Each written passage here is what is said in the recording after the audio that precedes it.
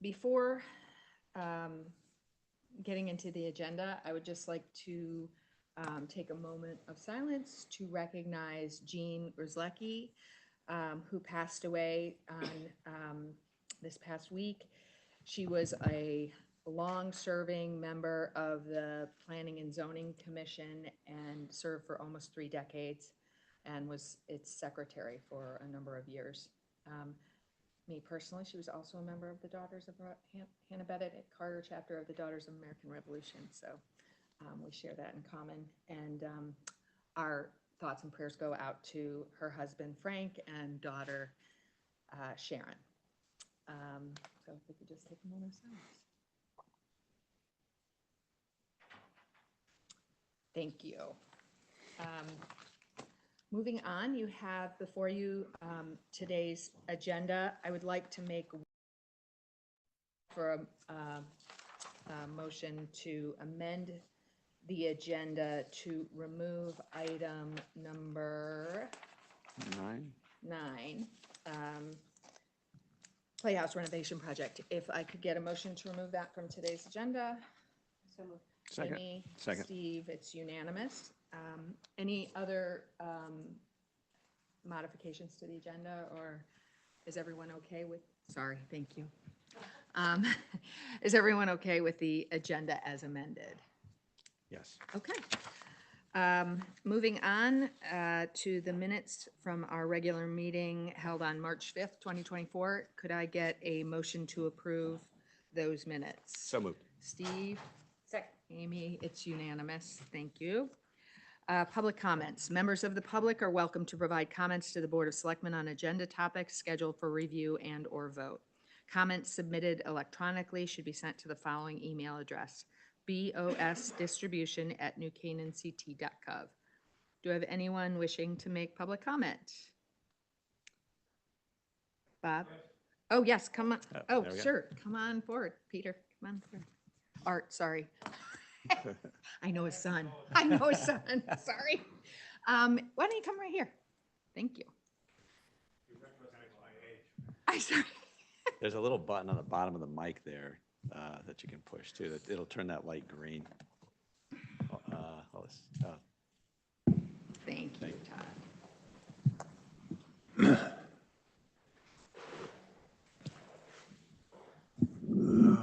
For those that don't know me, my name's Art Berry. I'm an almost 40-year resident of New Canaan, and for the last 24 years, have been living within a snowball's throw of this building right here. I was telling Tiger that I wish I had been here as a kid. I could have dropped snowballs on his car from my backyard. I'm here today to just talk a little bit about Bristol and the wonderful things that are going on over there. And it's interesting that the Waveney Conservancy for Waveney and the New Canaan Land Trust were both started in 1967. Bristow was started in 1924. And because of the Depression, had a change of control, should we say. And through no blame of the town, I think the property was somewhat neglected over that time until it's been taken over basically by a public-private enterprise to fix it up. And the thing I notice is I don't get over there every day or every week, but when I do get over there, I'm seeing gradually more and more people, and I'm seeing more and more young people. It's not an avalanche, but it's growing, and I think it would be wonderful if we could get the state to allow some parking along 106 there, and have school classes come over for 45 minutes, maybe whatever elementary grade would be appropriate. It's just, it's got a wonderful, you don't realize how valuable 19 acres in the middle of town is for people that are walking more and more. We saw a tremendous increase at the Land Trust for people using our facilities during the COVID and at Waveney. So this is a good thing for a lot of reasons. We're realizing, I think, as we get older, that pretty much everything is connected. And you may scoff at some of the things that people are learning about things on the planet, but a lot of them I think are true, and we know just a small fraction of it. But in any case, I'm delighted to see that the town is helping out, and I've been fortunate enough to support it as well. And it's a good thing, and it's the kind of thing the town should do, you know. So I won't keep you till lunchtime here. No, thank you, Art. You've been a great volunteer in town, so thank you for all you've done. Any other comments from the public? Bob? No one. Okay. All right. Oh, Oh, wait. yep. I can make a brief comment. Good morning. My name is Chris Herring. I'm a relatively new resident of New Canaan. My family and I moved into town in 2010. We have 3 young kids, and we live just about 200 yards down the road from the Bristow Bird Sanctuary on Stanford Road in the Faraday Farmhouse. So I was coming here to support the incremental investment in Bristow. I think it's been a nice phased approach, candidly, because I think the town has been relatively structured in the way it's invested in the park, and I think it's nice to see that incremental investment has shown incremental use. Just yesterday, I went for a run in the morning, and I saw everyone from a young child going to school all the way through to an older person walking their dog. And then yesterday, my wife mentioned that she had saw a bunch of young carriages walking through the park. So I think it's fun to see people use the park, and I think it connects Mead Park to the South School community, and it continues the green link. And I would argue that those smaller investments create different nooks and spaces for people to spend time in the park. I saw my daughter just over the weekend, found some goldfish in the pond and was enamored by that. So I think it's a nice destination for folks to walk through and connect to town. So endorse that. Thank you. Chris, thank you for all your service to town as well. We now Good have- morning. It's Tucker Murphy here, guys. Sorry to be on Zoom, but there is a comment that needs to be read into the record that was received by email. Okay. You guys should have that. It's from Terry Spring, and she asked that it be read into the record. Okay, hold on. It came to our town. It did. It just came in at 8:28. Okay, I see it. All right. Thank you. And she has her hand up. Okay, Terry, why don't she has her hand. Terry, do you want to speak? Bob, can you put her on? Part of it is on agenda Yeah, number yeah. 9. Yeah. Terry, you need to unmute yourself. On the agenda, 9. Oh, okay. But 10. Okay. Okay, Terry, is she? She's on. She needs to tends to unmute have herself. difficulty with her iPad, so you may want to just read her Okay. comment if she's not able to connect. Okay, all right. You know what, Bob, Okay. I'll just read her comment. Fine. So it says, I wish to comment on items 9 and 10 on today's agenda. Item 9 has been removed, so we're not going to be talking about item 9. The Playhouse renovation and alley restoration sidewalk installation. I speak as a managing member of Cody Real Estate LLC, which is a town hall neighbor and borders this project at the southwest rear corner of our parking lot along the stairs and at the bottom of the stairs, where our survey, I'm guessing she means marker, is embedded in the concrete. We are particularly interested in future plans for this alley as it is such an important town right-of-way between parking lots, Elm Street, and the train, and potentially our property. Excuse me. We have a significant interest in this town right-of-way and have not been contacted by the town to review the details before the matter is voted upon. We are concerned in connection with the final location and use of the garbage compactor recently located nearby at the top of the stairs to the alley bordering our rear property line. We ask respectfully if your vote on these two items could be delayed until we have the opportunity to sit down with the town to look over the plans for the use of this alley, which we are glad to see underway, but have not yet had an opportunity to consider for any negative effects it might have on our property. Thanking you for this opportunity to contribute to your meeting, Terry Spring for Cody Real Estate LLC. Okay, all right, so that will relate to item 10.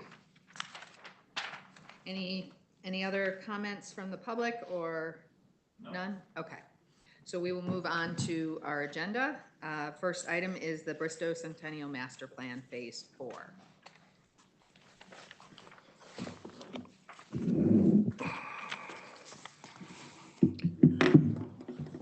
That's loud. Sorry, good morning. I'm joined by Chris Shipper, former chairman of the Conservation Commission and chairman of the Friends of Bristow Park. He's been with us through the entire Centennial Master Plan for Bristow itself. This is Phase 4. We're happy to bring Phase 4 forward. Phase 4 is literally our last phase of work that we'd like to complete before its centennial celebration in September 8th? September 8th. September 8th. So we went out to bid, public bid, for Phase 4's work. We received one bid returned from Peter Lonnie Incorporated. Peter had won all 4 phases, so I believe that at this point in time, no one necessarily wanted to bid against Peter. He came in at $253,163.55. That was slightly above the available budget that we had for the work. So we sat down with the Friends of Bristow, the Conservation Commission, and the designers from Keith Simpson Associates, and our town engineer, and value engineered a couple of things to reduce the scale of the work, and asked for that to be priced for a credit. They gave us a credit of $18,215, which gave us a revised price of $234,948.55. We added a contingency, albeit it's a little awkward, at $5,951.45 to make a total of $240,900. The reason for that awkward contingency is because the available monies is $240,900. So it basically exhausts what's available.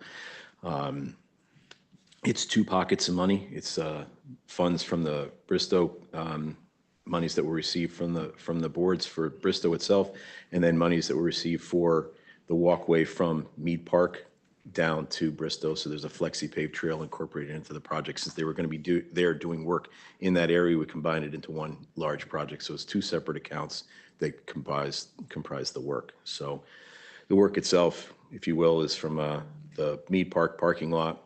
We'll be putting in a flexi paved walkway. That was part of the DOJ's concern as far as accessibility to our rear playing fields and to the park itself. This will make it an accessible walk / drive, maintenance drive for the park's staff. And then there'll be where it splits for Bristow, we'll go up the hill as flexi pave, and then there's a new walkway that'll go along the back of the baseball fields that is much more senior friendly, since the grades will be much better, and that'll get them into the park proper. Then inside the park, there's some additional trail work that to be done, a substantial amount of planting, some fencing work, the construction of an overlook for, I forgot his name. Francis, for a statue of Francis, of Assisi that was there prior, about 20 years ago, or at least that it was there. Then it was damaged by vandals and it had to be removed. And the thought is to have that, the Friends of Bristow would like to have that reinstalled. So there's a portion of that work that's contingent upon placing an overlook there for the placement of that statue. I don't know if you have any questions. Do you have anything to add?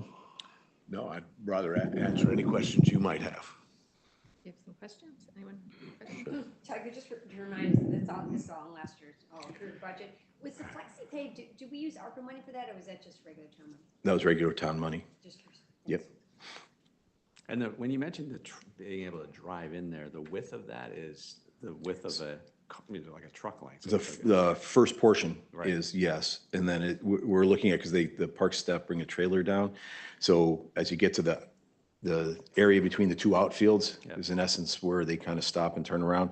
And at that point, it narrows down. That was one of the value engineering, was to bring that width down, since we don't necessarily have to drive a trailer in from there. We can bring a truck in at that point in time, up the hillside and in to the top of Bristow itself if we needed to.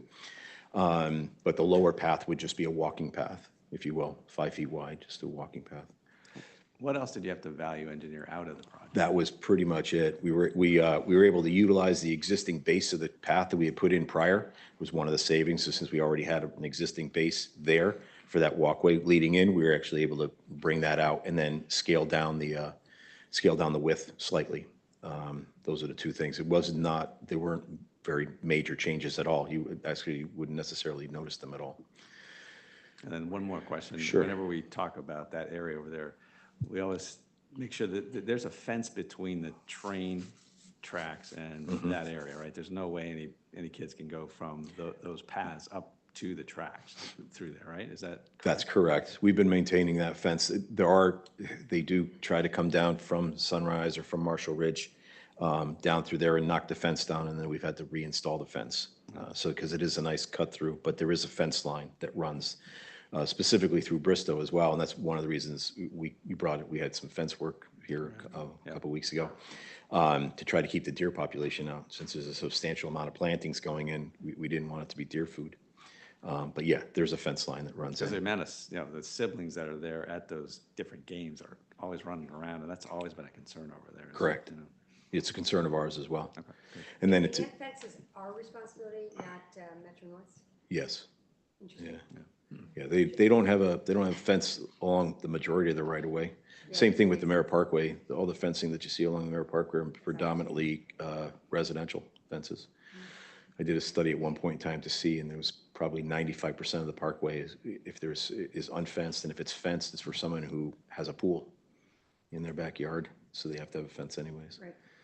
And to answer Mr. Barry's questions, we just received bids for a sidewalk extension from Park Street to Bristow, which includes a 4-car pull-off, 3 cars in a accessible space, which would then accommodate a school bus for drop-off area. So that will be coming to you. We just received the bids last Thursday. We're reviewing them right now, and that'll come to you in 2 weeks' time for that work itself. But that's in the making as well. And the thought is to have that work and this work completed before the September celebration.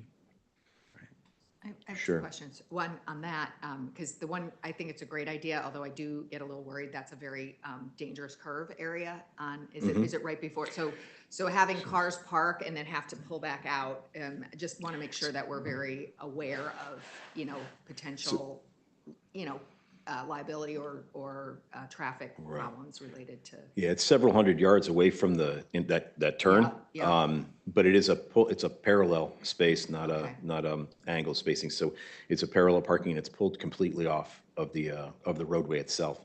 And that is actually DOT right away, so it actually had to go to the DOT for an encroachment permit, and they approved the parking and the sidewalk. So we will receive the encroachment permit the moment that we award to a contractor, then we put his name on the permit, and then they'll give us the permit. We can't have a permit without a contractor. So, but the moment we get the contractor, we get the permit. So you'll be pulling into those spaces as you go out of town, not into town. As you go out of town, yeah, you'll pull into the right, and then you'll pull back out again. We haven't decided to make it I don't know how you monitor that, but. right. It should be right tire to the curb, but we can necessarily put in no, John, you're gonna have an extra job. Okay. All right. I have another question Sure. about the bid itself. This FlexiPay path that you're talking about, I noticed that there was an alternate to reduce the project by 105,000 for gravel in lieu of the porous. Is the porous the FlexiPay? The porous is the FlexiPave, Okay. yeah, and that's And that's a requirement from the DOJ. Yeah, okay. We wanted to know what the difference would be, but it's a requirement from the DOJ that it be a hard, stable surface. Okay.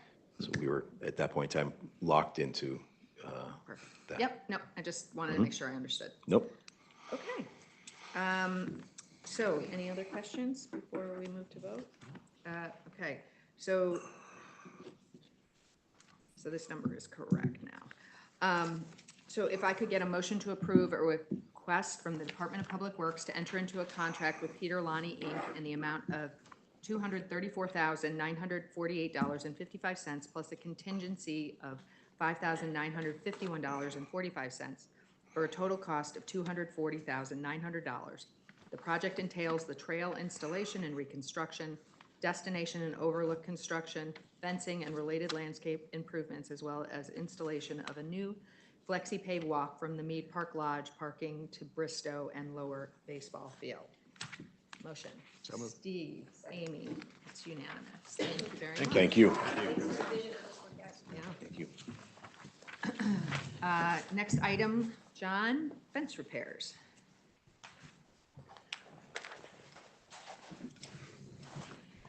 Good morning. Even though my name's on it, I wrote the memo, but I did not collect all the pricing and everything else, so Todd's. nice to see you, Todd's going to take care of the Okay, presentation. great. Good morning, everyone. The Parks Department is seeking approval to enter into contracts with 2 companies to repair fence on our water tower 1 and 2 turf fields, Waveney softball fields, and the Mead Park varsity baseball field.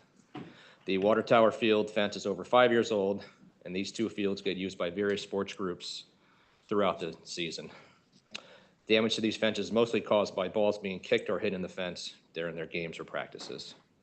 At the baseball and softball field fences, most of the damage is mostly caused by athletes doing soft toss and throwing weighted balls against them for warm-ups.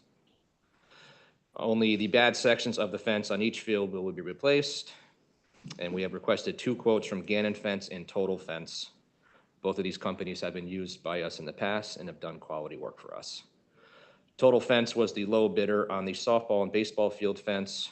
For their total price is $9,120. We've added a 15% contingency for $1,350, totaling $10,470 for that repair. Gannon Fence was the low bidder on water tower 1 and 2.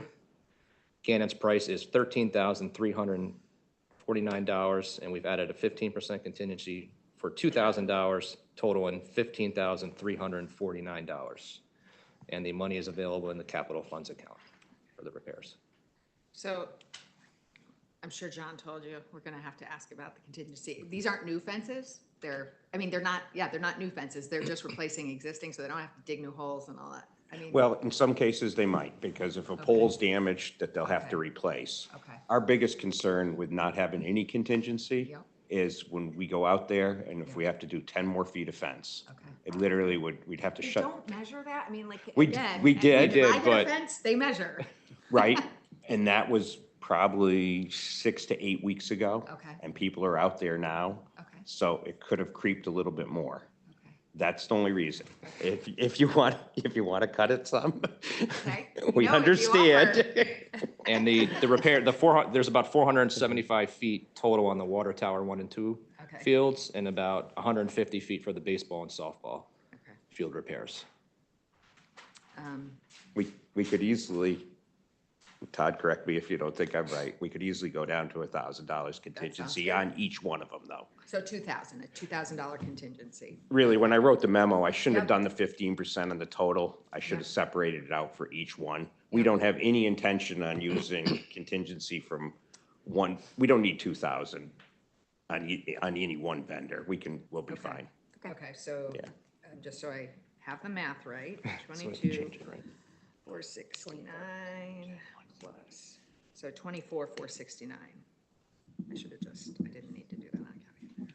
Okay, so 24, 469 would be with $2,000 contingency. And Todd, Yes. with 2 vendors, the material is exactly the same, right? We're not gonna see any difference. Correct. That same material. Some fences have different thickness on it, but it's all the same material, different heights on some of the fences, so that's where your cost is a little different. They bid on the exact The same same things, material. yes. It's not like one company went with a It's different funny one. that somebody didn't win both, Yeah. but whatever. I mean, because those are kind of small Well, jobs, right? Yeah, the reason we separated them out with 2 separate companies, they both do great work, and It really saved us by going the low on each one, another $1,676. Great. You know, We've seen so, that on the tree work. I mean, we've seen that with bidders on tree work. Yeah. Some like different types of tree. It's interesting. right, we wouldn't want to separate out one piece of fence at the water tower field and then down the road another one that, but having the two vendors here works fine. Any other questions? Sounds good. Okay. So if I could get a motion to approve a request from the Parks and Rec Department to enter into 2 contracts with the following vendors for repairs on various fences as follows. Total Fence LLC for Mead Park. Oh, sorry, I'm reading the wrong way. Total Fence LLC, $9,120 for the Waveney softball in Mead Park. And Gannon Rustic Fence LLC for $13,349 for the Water Tower turf fields, totaling $22,469 with a contingency of $2,000, leading to a total contract of $24,469. And a motion to approve. Amy, Steve, it's unanimous. Thank you. Thank you. Thank you. All right. Tiger. Lawson Supplies.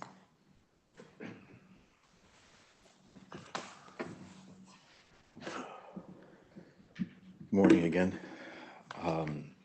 So this is a request from the Highway Department to increase a previously approved purchase order number 240058 in the amount of $3,000.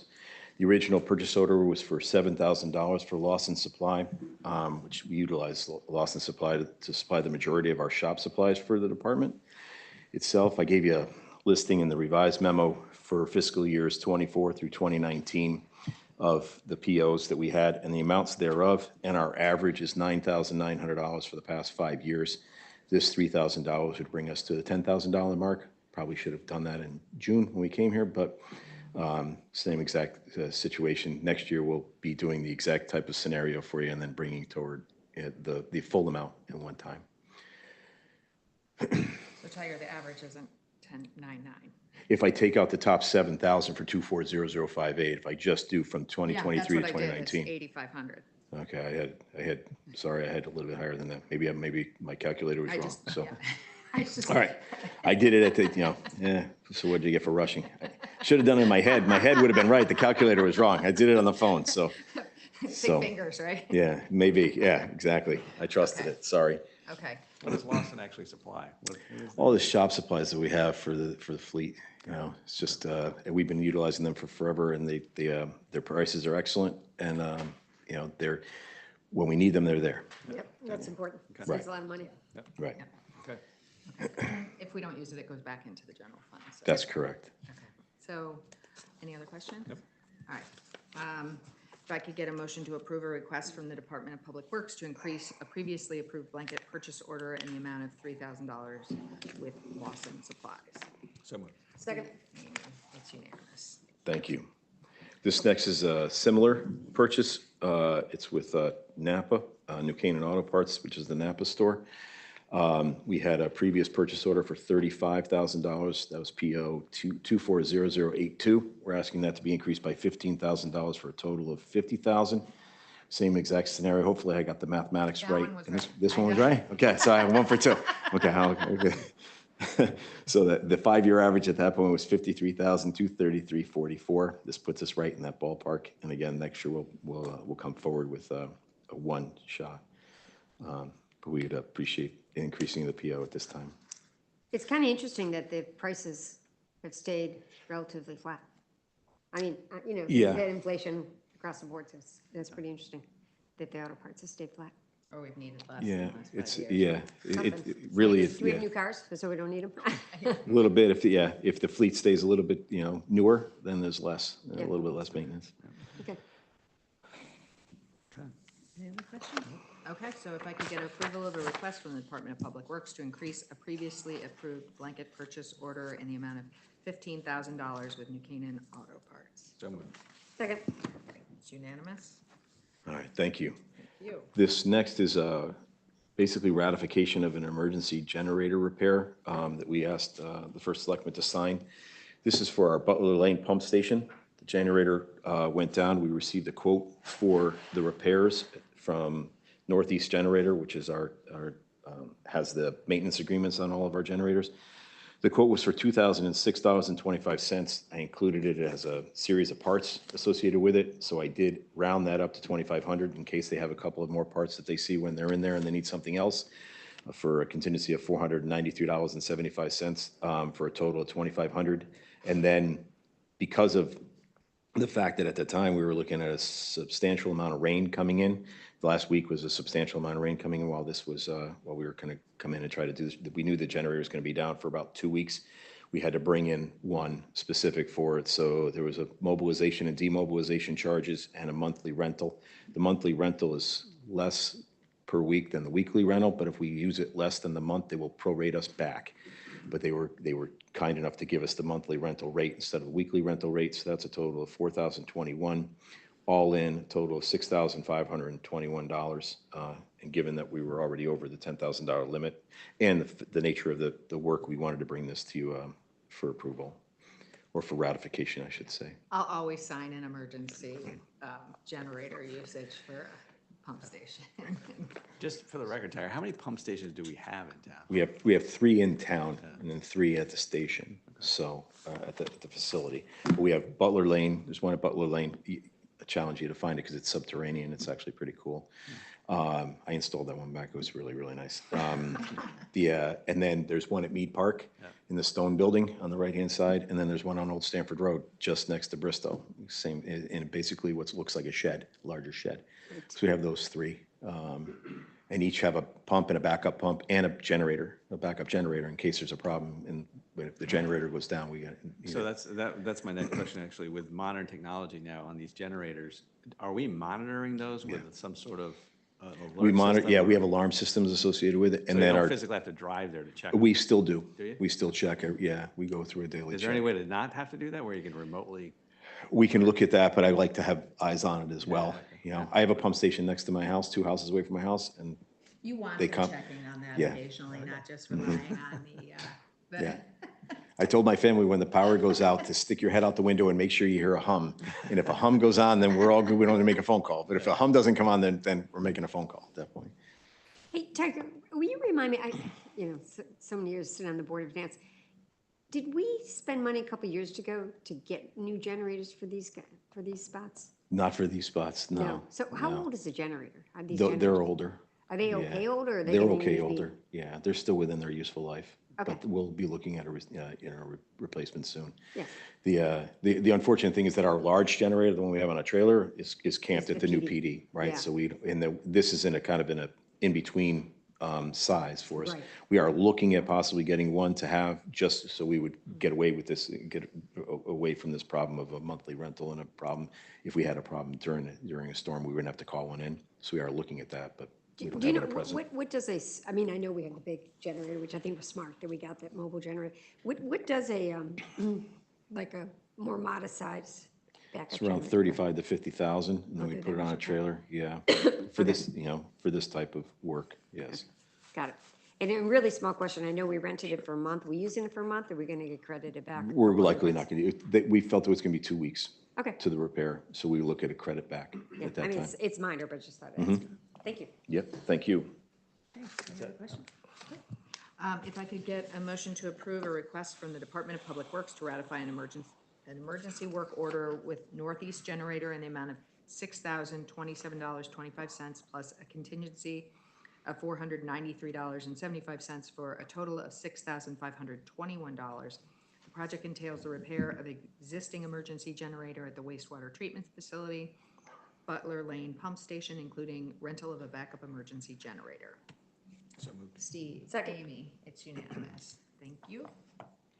Moving on to Playhouse Alley Restoration Sidewalk Installation. Okay, so just to clarify with Terry's concerns, this is the alley, not the alley. So we have 2 alleys, if you will. There's an alley, okay, on the western side between the Playhouse. Distinguish an alley from an alley for me, It's please. so, One's I didn't, French, one's not. exactly, I didn't, the alley is next to Le Pen Quotidienne, so That's the alley. That was named by the Garden Club at the time it was, or the Beautification League. I can't remember which So one. now I'll remember Le Pen and LA. LA, I- right. I'm So I'm trying to make sure I understand which one we're talking about. we're talking about the alley, which is between the Playhouse and Soleil. The And it small doesn't one. go anywhere. Blackbird, right. And it doesn't go. Doesn't go anywhere. It's a Like, you blind can't- alley. It does not go back to where. It dead ends. Right. It dead ends. Dead ends. It Dead gets ends kind and of narrower and dead ends. Right. So is that not the one we were talking? Correct. So, yeah, so Terry's concerns are with, where Terry's parking lot ends is adjacent to the sidewalk that leads to the alley. And we do have plans for that. We're developing plans to take care of that. We'll visit with Terry at the time. Would someone mute themselves? Thanks. And we'll visit with Terry at the time that we're done with those plans. Just trying. The paper? Could your paper be doing it? No.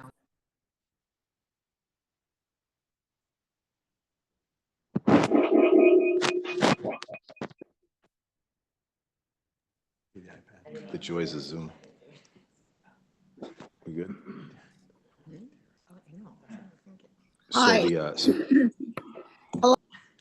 No, there's no public comment now. This is the general meeting. So please, you got Bob. Okay. All right. so nonetheless, we'll visit. We'll visit with Terry when we're done with the plans. Yeah. Right, so there is the idea to put in a ramp that will lead down from the back of the Playhouse, down the sidewalk, redo the sidewalk itself, and then relocate the compactor to a different portion of the Playhouse lot.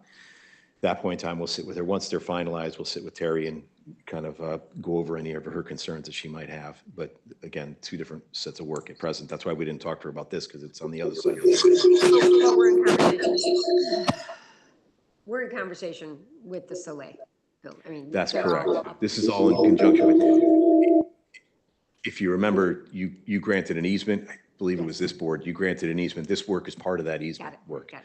Is to try, and then we had Hussey come in and do the drainage and then put in the base material and get the grades correct for each doorway that we have from the Playhouse and from Blackbird or Soleil. This is to now simply put the concrete over the top of it. We asked Peter Lonnie to come in with a price. He had been the low bidder on every other sidewalk project that we had had. He came in with a price of $14 a square foot for the 650 square feet for $9,100. Given the fact that his yearly total is over and the nature of the work that we're doing, I wanted to bring it to you. But when I reviewed this price, unit price with the prices that we're receiving this year that we got for West School and others, he's the low, even across that board. So it was I think it's in our best interest to contract with Peter to come do this work. And you like his work? And I like his work. He's done very nice work. And I this is kind of very, it's important, right? It's all ADA compliance through this, and the grades have to match each doorway, and then it has to match the ramping going forward so that we don't trip any requirements. Or So, don't trip anyone? huh? Or Don't trip anyone, yeah, no pun intended. So we'd like approval for the $9,100. I didn't include a contingency, it's his quote, it's for the work that has to be done. I don't see any other reason to have a contingency on it. We'll go forward from there. Any other questions? That'd be great. Okay, all right. So if I could get a motion to approve a request from the Department of Public Works to enter into a contract with Peter Lonnie, Inc. in the amount of $9,100. The project entails the installation of a concrete sidewalk in the alley on the newly prepared base accommodating each door landing. So moved. Steve, Second. Amy, it's unanimous. Okay, moving on to Lapham Community Center gas line. Correct. So this is part of our conversion of every area that we can convert each building. The Eversource Gas was able to bring in a gas line to Lapham recently. So now it's up to us to bring the lines in and hook up our boilers inside. We went out, requested quotes from our two mechanical contractors. Eastern Mechanical came in at the low at $11,950. We added a modest 10% contingency in case there's something inside that they see that needs to be modified, for a total of $13,145. We have approximately $100,000 in the account. The moment we finish this, then we'll be looking to do the Town Hall Annex, Vine Cottage. We've already converted the playhouse as part of that work already, so they already put the lines in there. And Soleil and Blackbird, I believe, have already put their lines in, or they'll be putting them in shortly. So the line that we gave and granted an easement for throughout the back of the parking lot is already being utilized, and we'll tie that off for Vine Cottage and tie it off for the teen center, or Town Hall Annex, if you will. And this is just running the connections, right? So, so in Latham, we already have the dual.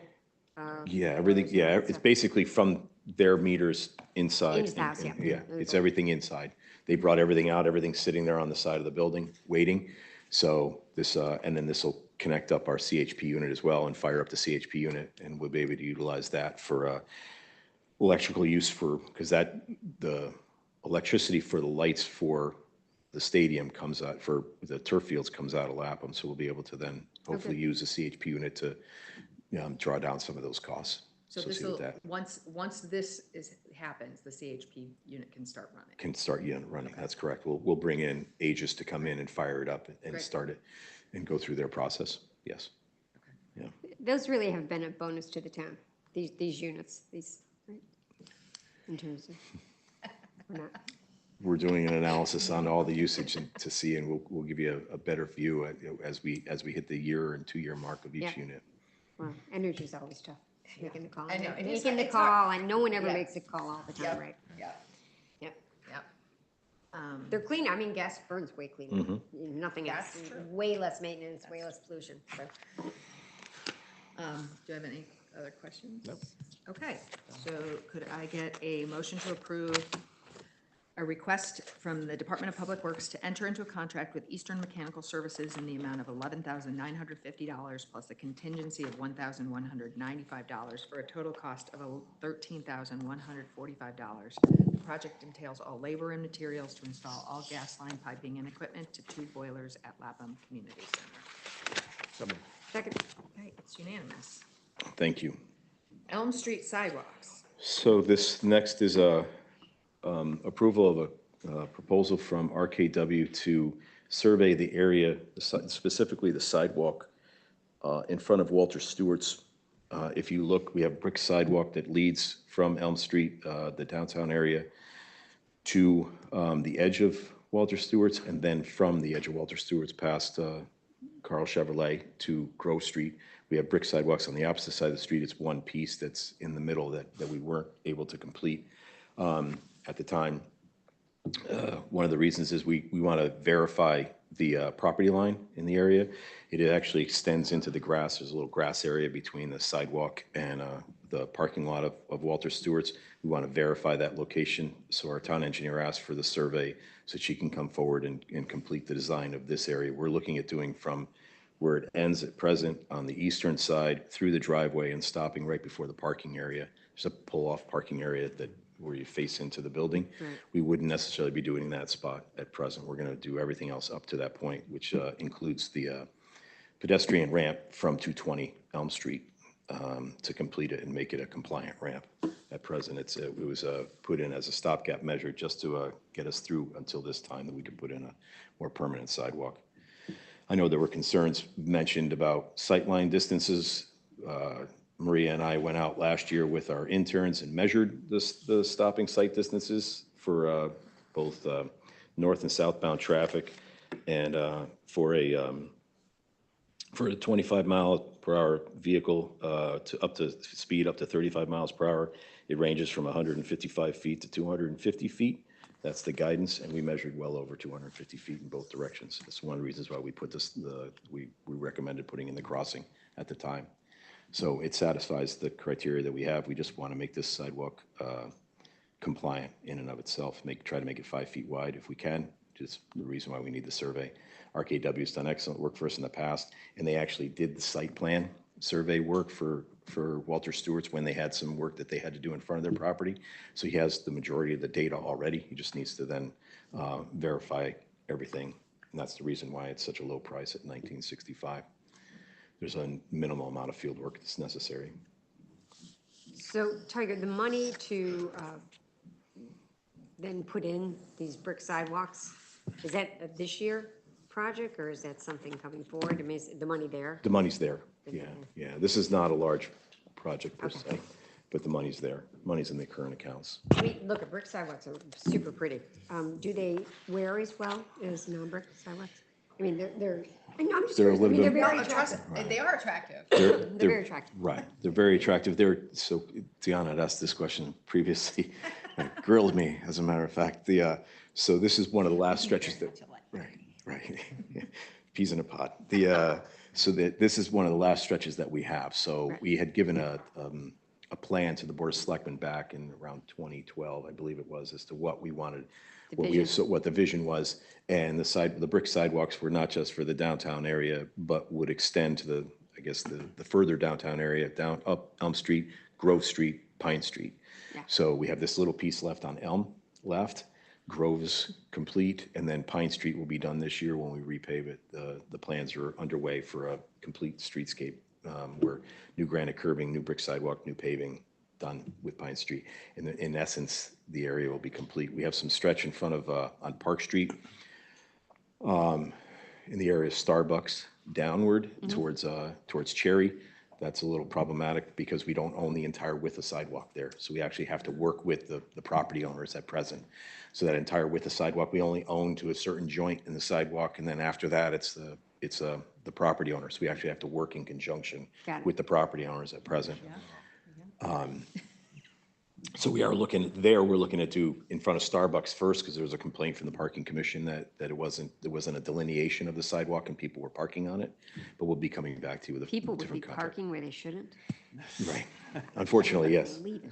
Stacy's in the room, but yes, they were we put no parking signs up just to say no parking here, but to us, it was evident that it was a sidewalk, to others, maybe not so.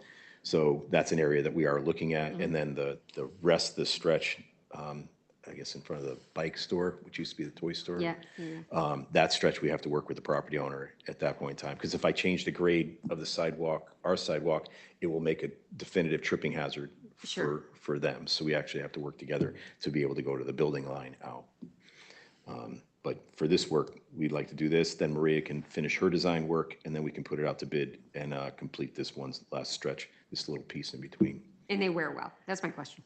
They wear, bricks themselves wear very well. Yeah. They have a tendency to settle, but Yeah. that's the pluses and minuses of them, is the fact that they have a tendency to settle. They're easy to repair when they settle, and they're easy to repair if we need to get underneath them, but they do settle. So they do require a certain amount of maintenance throughout. So we tend to walk the downtown area and then come forward with a contract of somewhere between $20,000 and $25,000 a year to fix the most egregious tripping hazards or areas where we've received complaints.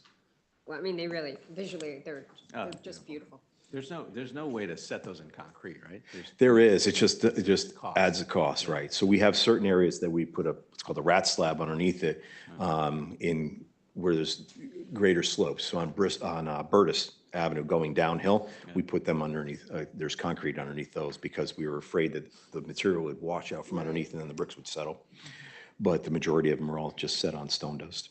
Stone dust and it's a 1-to-4 mixture of stone dust and concrete. But so it gives it a little bit of bite, but it doesn't hold like concrete. It just gives it bite.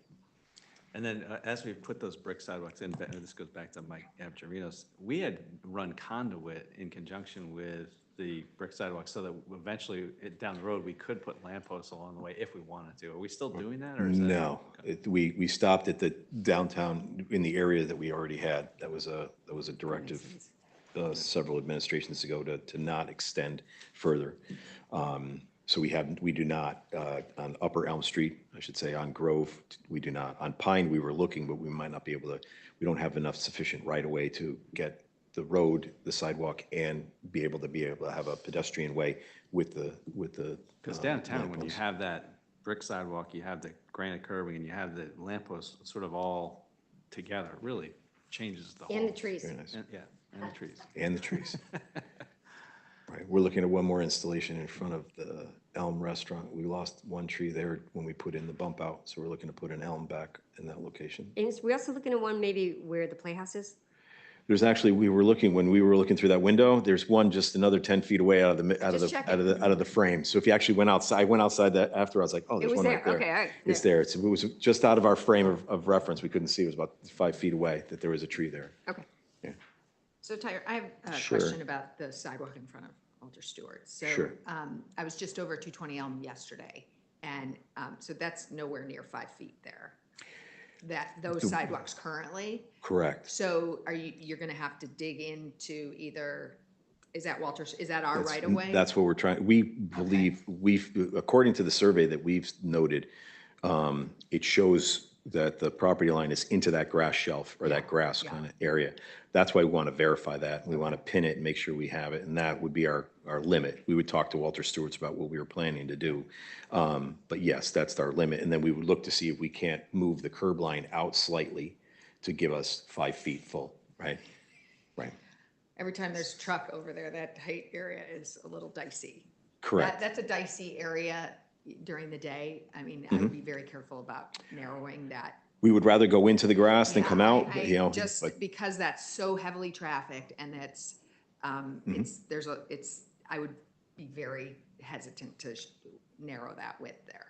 Of right, the we'd be road. talking inches, but yeah, not a lot, you know, but we're trying to make the sidewalk, get it to 5 feet. Yeah. We don't know if we can. That's Yeah. this is the main reason for this survey And is is that because the it is a little DOJ, tight. 5 feet has to be 5 feet? 4 feet, Oh, right. okay, 5 feet is 2 people walking abreast, okay. so comfortably. might- It's nicer at 5 feet. But. It is, but I mean. If you we know, had to, we could go down to, there's- right, okay. we could go down to 4 feet is the minimum width. Okay, So it's 4 minimum, 5 feet recommend, 5 feet recommended, 6 feet preferred is where they're at, right? So we try to be at the 5 since what it's is a. it now, like 3, 2? It's a little over 3. It's because the grass comes down onto it. If Yeah. you're really closer to 4, Okay. but it's difficult Okay. at best because the grass kind of comes over top of it and kind of doesn't give you a full width of what you're there. If you kick the grass away, there is blacktop underneath the grass.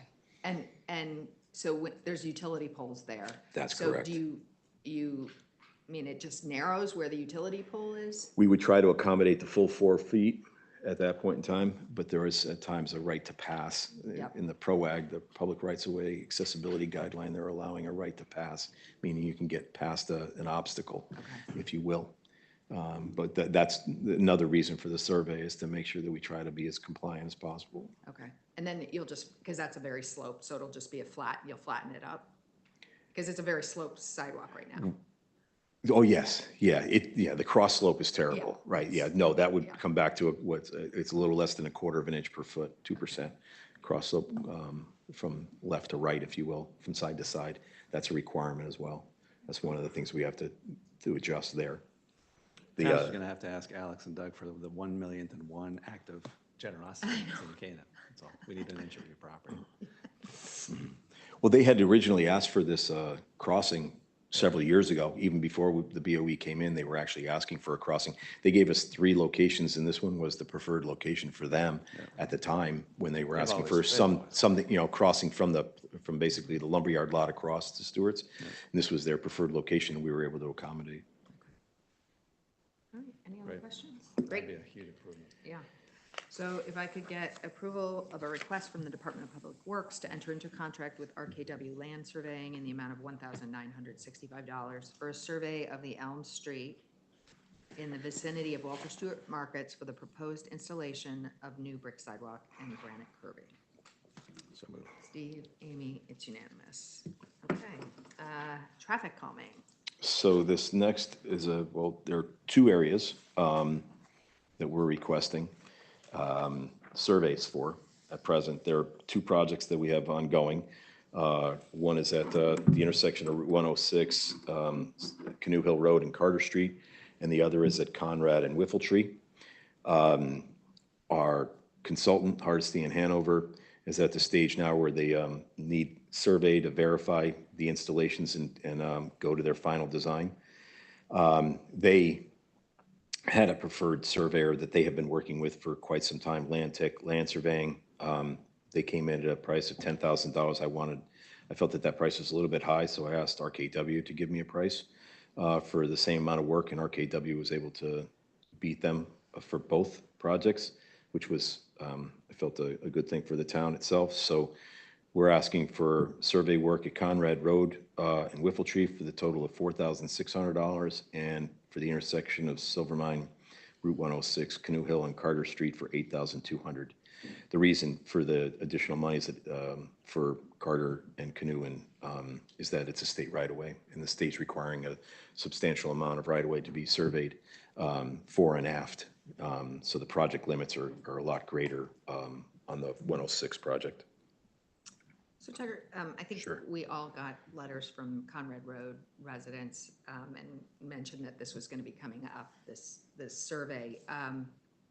This survey is just to survey the area. It's not for a specific or I don't know how you work with RKW when you're doing the survey work. So this is just for the work itself that is necessary to help us come to a final design of the roundabout So itself. it is for a yes. survey of a roundabout. Yeah, So I it's, guess, well, the area to then give Hardesty and Hanover the information that they need to be able to then design the mini roundabout, make sure that it fits, and see if there are any overall concerns as far as drainage, things of that nature. You know, so the topography is very important to make sure that we're not going to have ponding water, things of that nature, and then that what we're proposing will fit in the area, and they can design it to the specific parameters that are, you know, no two intersections are the same, so they've got to have the data in order to do it. I don't want them to work off of a picture or a GIS photo, anything like that. They want to work off of the survey data, you know, so that they can make sure that all the turning radii are correct, everything. And the only way to do that is to have specific data. so I guess the next comment would be, will you still be open into alternate solutions Absolutely. at that? So this is giving you the information to, if the roundabout is the solution, but, you know, you And then, right. looking at all solutions, roundabout.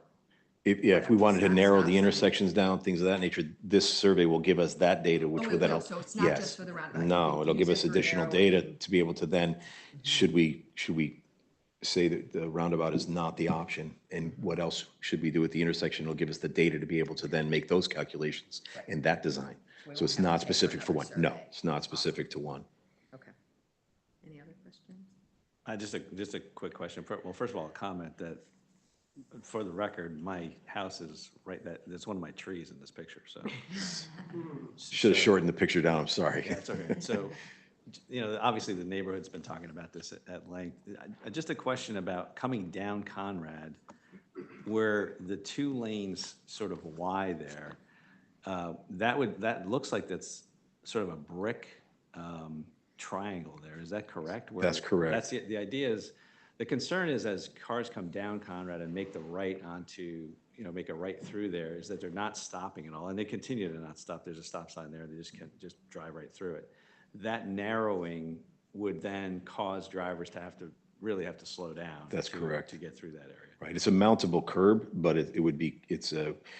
you're seeing, you know, double yellow line basically showing you the lanes. We necessarily wouldn't have, you know, they'd have a little bit of striping to lead you into the roundabout. Yeah. But it's a mountable curb in the center, brick with like cobblestone, say a Belgian block around the outside, and then the same thing for the 3 treatments for the splitter islands, to then have you go around the splitter island and then travel. But it's a mountable curb for truck traffic, right? Is for larger trucks. If there was a delivery in the area and a truck needed to get there, we couldn't make something that was unmountable for them. So it's a mountable curb for that, but everyone else would traverse through the roundabout itself. And then the stop sign's located on the right side of the road there in that little red. Yeah, they would be changed. Those three red dots are yield signs. So it's not a stop-controlled intersection, it would be a yield. All roundabouts are a yield. So you yield to the person in the roundabout as you're coming into it. So And I guess another that's a reason. concern, because as folks come down there and they don't see anybody, because the sightlines are actually pretty good there. If they don't Mm-hmm. see anybody coming in there, they just continue to speed through that area. I guess that's, Well, the configuration would be to try to narrow down that, so you would have to navigate through the circle, Got it. right? It wouldn't just be wide open pavement. Right now, it's wide open pavement, right? So you're free to do what you want. The thought is to then fit the roundabout and then narrow the pavement associated with it, to then narrow that footprint down, so to make the turns to go through the roundabout itself. got it. Okay. And that's all that psychology with people. You almost want the driver to be a little uneasy of what's going on, and it makes you slow them down, right? That's correct. Calming, natural Yeah. traffic calm. Right, confusion or concern makes you slow down, right? it's human nature at that point in time. And that's what we're looking for, is just to allow you to, a little bit of concern. Yeah. And then take your foot off the accelerator at that point. You could put a tree in the middle of that. It'd be beautiful. Yes, it would. Any other questions? That's it. We'll keep an eye on this one. All right. Well, you'll really keep your eye on I it. Thank you. know, I know. So if I could get a motion to approve a request from the Department of Public Works to enter into a contract with RKW Land Surveying for the following areas. $8,200 for Route 106, Silver Mine Road, Canoe Hill Road, and Carter Street, and $4,600 for Conrad and Whipple Tree Lane intersection. Just before we vote, we hadn't really discussed, for the record, the 106, which has been an ongoing thing for forever. Looking at this drawing, do we have to be concerned about any of the neighbors' properties there? It looks like in this one corner there, there's a cut as you come off a Canoe onto Silver Mine. Is that's still our property there, Tiger? Is that? Hold on a second here. The survey will tell you. The red? Are you What talking the about- survey is going to tell us, we're actually not impinging upon anyone. We're actually narrowing the intersection down. So we're actually coming from the property line in. So the pavement structure will be removed. So at each location, there isn't a concern with someone's property itself. It's all within the right of way. And we're actually, since we're narrowing the road, we're actually increasing the more, amount of, right. increasing the amount of grass area and decreasing the amount of pavement. So all that red that you see in the sketches, that's all going to be grass. Got it, okay. So actually, you're on Carter coming off, you're making it a tighter turn onto Silver Mine, which would give you better sight lines up that way. So that eliminates the blind spot, if you will, as they come around.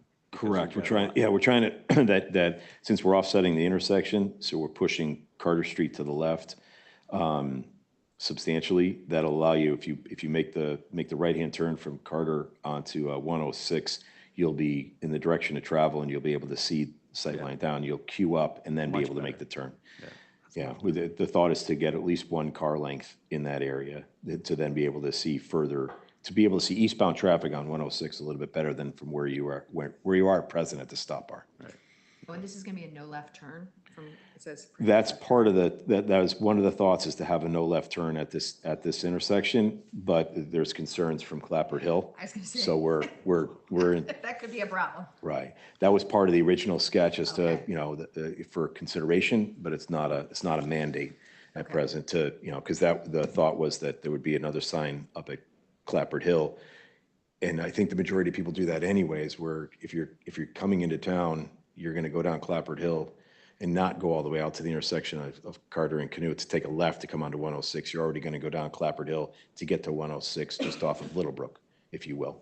If you're coming up that direction from Carter, if you will. But that was a thought to prohibit that, but we're not at that point prohibiting Okay, that. let's make sure we really revisit that, because I can tell you I've made lefts there lots of times. Right. That isn't like, that happens a lot. I don't And disagree. I don't That's- even it's- live near there. I don't Well, you disagree. have all the neighbors from, say, Yeah. Little Red Schoolhouse all the way Yeah. down. Correct. that way. That would, Change our traffic patterns a little bit and push a little bit more traffic towards Clapper Hill, which is what the Clapper Hill residents were concerned with. Yeah. At present, it was just, Yeah. again, It's it was, windy and hilly and, yeah, okay. right, it was a consideration, not a mandate. all right, I just want to make sure we covered. No, Good thank you. addition. So I've read the motion into the record. Could I get a motion to approve? Second, no. Yeah, sure. Steve, Amy, it's unanimous. Thank you very much. Okay. Probationary status, Cheryl. Good morning. Claudia could not be here, so she asked me to read this into the record. It is my pleasure to recommend that Sharon Winter be moved from probationary status to permanent employee status as an administrative assistant to the town clerk. Sharon has become a valuable member of the town clerk's team and a great addition to Town Hall. She has consistently demonstrated collaboration, integrity, a great work ethic, and skill set necessary for the position. And so at this time, we are asking for recommendation to remove her from probation. Any questions? Great. Glowing review, sure. Yeah. So could I get a motion to approve a request from Human Resources Department to remove Sharon Winter from probationary status? So moved. Steve, Second. Amy, it's unanimous. Thank you. Thanks, Joe. Okay, you have on your tablets contracts under $10,000. You have any questions? Short list. Yeah. Okay, because we're approving a lot of things. Yeah. Moving on to legal bills. Oh, sorry. Overpayments, I missed one already. Overpayments. If you can take a look at that. Any questions?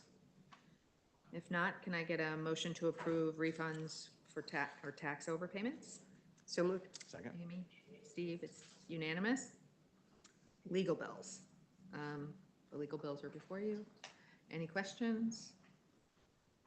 If not, we'll move on to selectmen's comments. Does anyone have any? Yeah, just let me, in the legal bills, you feel we're in good shape through the last quarter? Yeah, I mean, As far as you know? yes, the last time I talked with Ira, you know, we were in good shape, so. Okay. You know, I'll get an update.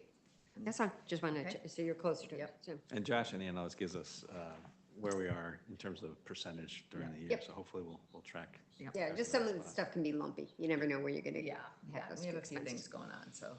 We do. We have a few things going We always have a few things. on. Okay. Did you all approve the legal bills? Yes. Yes. Okay, sorry. We don't, sorry, we didn't, sorry, we do. Yes, you do need to yes, approve them. We do have to move. Yes, could I have a motion to approve? I the feel like legal that's the bills? voice of God coming. I in. know. Holy cow. Well, it is. I'm Tucker. sorry. No, that's all right. You're keeping us on track. We don't want to miss anything. Thank you, It's Tucker. like Charlton. Could I have a motion to approve the legal lease? So moved. Second. Steve, Amy, yeah. Okay. Now, anyone have any comments that they'd like to make before we move? I ask for a motion to move into executive session. One promo for the New Canaan High School Scholarship Drive. They're doing their color drop this Saturday. They're dropping 2,000 golf balls out of a helicopter at Waveney. I guess they're dropping some chocolate eggs too, but John Howe is going to go up in the helicopter.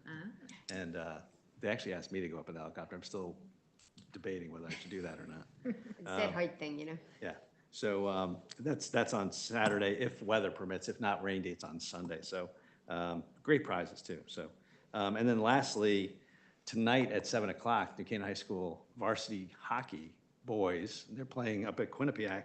They are playing a tough Notre Dame team, but we haven't won the state championship, I'm told. And Terry Dinan, maybe our historian of sports in town, can tell us this for sure. But someone told me 1972 was the last time we won a state championship. The boys. Boys, yeah. The girls win all Yeah. the time. What? Just saying. Just saying. I knew I was going to hear that. But anyway, good luck tonight to the guys. Yes, I hope they do it. That's Right. it. That's it. Okay. If I could get a motion to move into executive session, the items to discuss are security matters with Joe Zagorensky and personnel matter, possible consideration and vote on possible one-day unpaid suspension for town employee Lisa Fulvia. So moved. Second. Okay, unanimous. So I need, I'm leaving Tucker in. Okay. I'm leaving New Canaan IT in, which is Tucker. And Cheryl, Yep. Okay. And Janet. I know, okay, Joe. Stacey, do you want us to go first or do you want us to leave and back? Why don't we do, well, one of you, yeah, we'll do the personnel matter first, so Tiger and Joe and John. You want me to stay for the camera? Then come back for the camera. Do you need to, yeah, if you need to, I don't, do you need, Just look at the okay, Karen sale to the Officer Clark, for The an what? audit. The agreement. you're live, by the way. K-9 to. yeah, I signed it, You signed it? Uh-huh. Does Pam have it? yes, Thank you. but she doesn't have the food or the supplies.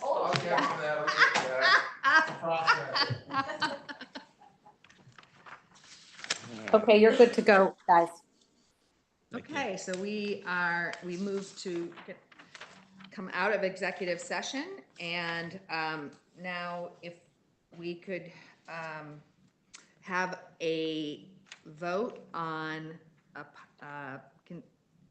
a vote on one-day unpaid suspension for town employee Lisa DeFulvio. Do I have a motion to approve? So moved. Second. Second. And an EAP referral, sorry. and an EAP review. So Steve, and then seconded by Amy, Amy, sorry. I'm it's okay, like, you're good. all in favor, it's unanimous. Thank you. And then if I could have a motion to adjourn. So moved. Second. Second.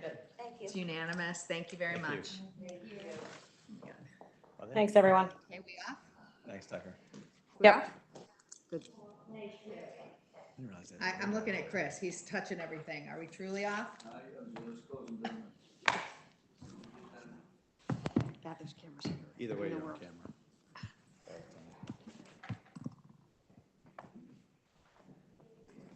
Okay, just so you know.